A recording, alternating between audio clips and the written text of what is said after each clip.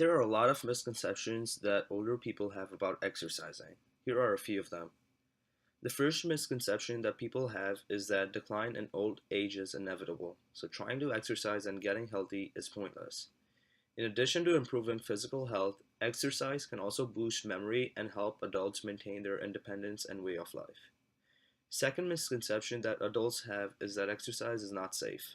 They have a fear of falling and breaking something. This is not true. Studies have shown that exercise reduces the chances of a fall. In fact, regular exercise helps build strength, balance, and agility for adults. The final misconception that adults have about exercising is that they should consult a doctor. If they have a medical condition, then they should definitely check with a doctor beforehand. Otherwise, people do not need to check with their doctor before exercising just because they're older. Just go slowly and don't overdo it.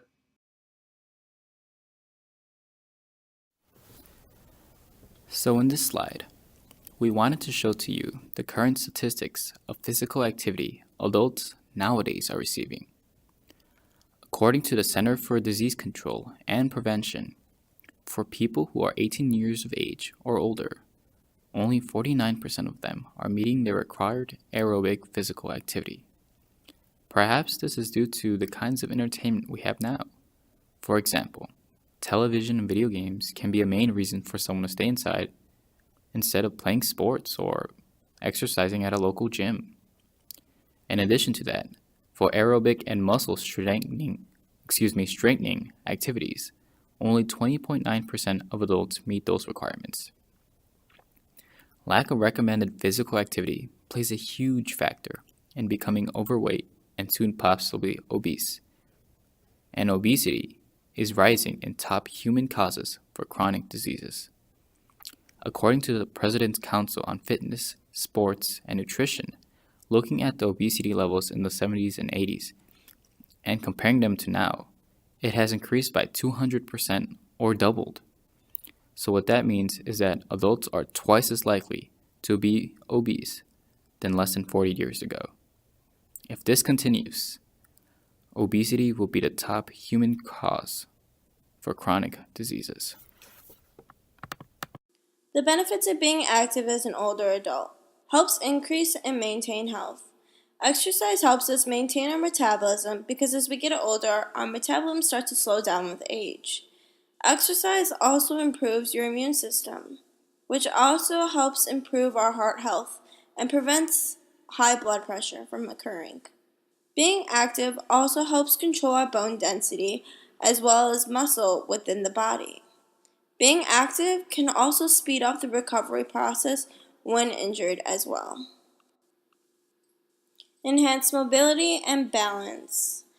Being physically active can help control pain and swelling in their joints through daily physical activities, thus allowing older adults to have less limitations. Staying active can help keep bones staying strong as well as increasing muscle mass through various activities, causing these limitations of older adults to be limited in themselves. Enhancing mood. Regular moderate physical activity can help maintain stress levels and improve your mood throughout the day. Improving mental health. Endorphins are released when you exercise, which also makes you happier, but also helps stimulate the growth of new brain cells and helps slow down the progression of brain disorders. As mentioned in the previous slide, there are many benefits for older people to stay physically active. In this section, I will discuss how older people can achieve those levels of physical activity. There are a few options to consider depending on the type of person involved.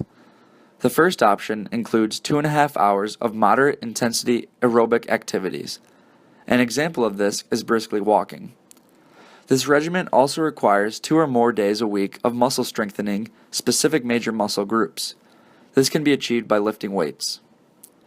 The second option reduces the hours to 1 hour and 15 minutes. This is because the intensity cranks up to vigorous intense aerobic activities. These type of activities might include jogging or running. Again, this option requires 2 or more days a week of muscle strengthening specific muscle groups. Finally, a third option is an equal combination of both moderate and vigorous intense aerobic activities. The time spent doing these activities might vary by person.